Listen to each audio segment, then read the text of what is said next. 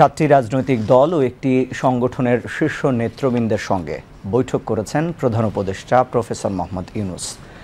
বিকেলে রাষ্ট্রীয় অতিথি ভবন যমুনায় এই বৈঠক অনুষ্ঠিত হয়। বৈঠকে এবি পার্টি, নাগরিক ঐক্য, গণসংহতি আন্দোলন, গণ অধিকার পরিষদ, এলডিপি, ইসলামী আন্দোলন বাংলাদেশ, জাতীয় গণফ্রন্ট এবং হেফাজতে ইসলাম বাংলাদেশের শীর্ষ নেতারা অংশগ্রহণ করেন।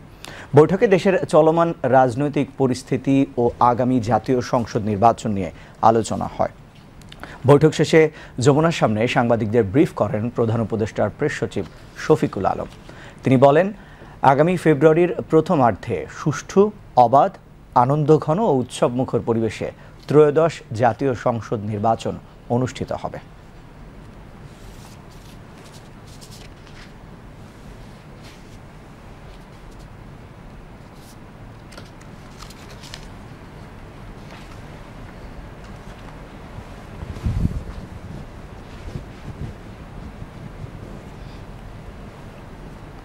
প্রধান উপদেষ্টা বৈঠকে সুস্পষ্টভাবে বলেছেন, নির্বাচন ফেব্রুয়ারি মানে 2026-এর ফেব্রুয়ারির প্রথমার্ধেই অনুষ্ঠিত হবে। সুষ্ঠু ও উৎসবমুখর নির্বাচনের জন্য রাজনৈতিক দলগুলোর কাছে তিনি পরামর্শ চেয়েছিলেন মিটিংয়ে। তিনি বলেছেন, এটা তার কোট, আপনি লিখতে পারেন কোট হিসেবে, আনন্দ ও উৎসবমুখর পরিবেশে নির্বাচন হবে।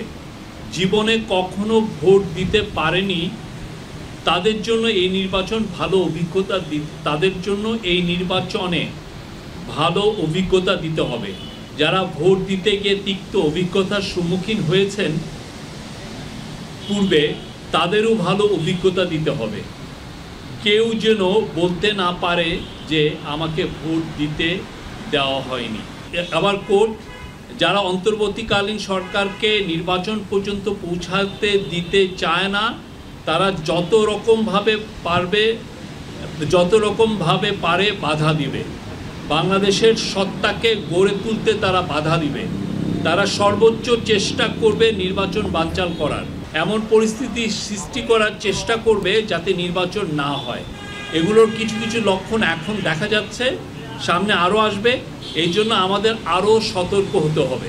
আমাদের চেষ্টা হবে নির্বাচন করার। এবারে নির্বাচন অনন্য নির্বাচন, এটা অন্তর্বর্তীকালীন সরকারের নির্বাচন নয়, এটা এদেশের সকল মানুষের, সকল রাজনৈতিক দলের নির্বাচন। এই নির্বাচনের আকাঙ্ক্ষা হলো ভবিষ্যতের বাংলাদেশ নির্মাণের। এই নির্বাচন হবে নিজেদের পায়ে দাঁড়ানোর, সাহস অর্জনের, নিজের ভঙ্গিতে দেশ পরিচালনার নির্বাচন। এই নির্বাচনে অন্য কোনো দেশের থাবা মারার কোনো সুযোগ যেন না থাকে। আমরা এই নির্বাচন আয়োজনে আপনাদের সর্বাত্মক সমর্থন চাই। সামনে দুর্গাপূজায় আমাদের সবার দায়িত্ব হলো শান্তিপূর্ণ পরিবেশ নিশ্চিত করা। নূরের ওয়াইফ এবং তার সহকর্মীরা বলেন যে নূরের বিদেশি চিকিৎসা প্রয়োজন এবং তাৎক্ষণিক প্রফেসর ইউনূস এটা শুনে উনি নির্দেশ দিয়েছেন হেলথ মিনিস্ট্রিকে যে তাকে বিদেশে পাঠানোর জন্য, তাকে বিদেশে যেন সর্বোচ্চ ভালো চিকিৎসা দেওয়া হয়। এদিকে প্রধান উপদেষ্টা প্রফেসর মোহাম্মদ ইউনূসের সঙ্গে বৈঠক শেষে যমুনার সামনে বৈঠকের বিস্তারিত তুলে ধরে সাংবাদিকদের ব্রিফ করেন বিভিন্ন রাজনৈতিক দলের নেতৃবৃন্দ।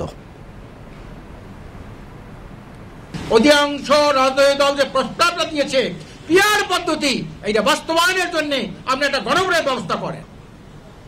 ওনারা নোট রেখেছেন, ওনারা বলেছেন বিষয়গুলো চিন্তা ভাবনা ওনারা করবেন। পিআর পদ্ধতিতে দেশ পরিচালনা আমাদের উপমহাদেশে, এমনকি বিশ্বের উন্নত দেশ ইংল্যান্ড এবং আমেরিকাতেও পিআর পদ্ধতি নাই। কিছু কিছু রাজনৈতিক দল পিআর পদ্ধতি প্রবর্তনের কথা বলছেন, তবে আমরা পিআর পদ্ধতির পক্ষে না, আসন ভিত্তিক নির্বাচনের পক্ষে। আমরা সরকারকে দাবি জানিয়েছি যে নতুন জুলাই সনদ প্রণয়ন হচ্ছে।